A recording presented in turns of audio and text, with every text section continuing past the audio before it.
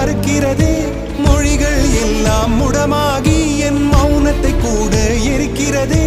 சுவாசிக்க கூட முடியவில்லை. என்னை வாசிக்க மண்ணில் எவருமில்லை. என்னை எனக்கே பிடிக்கவில்லை.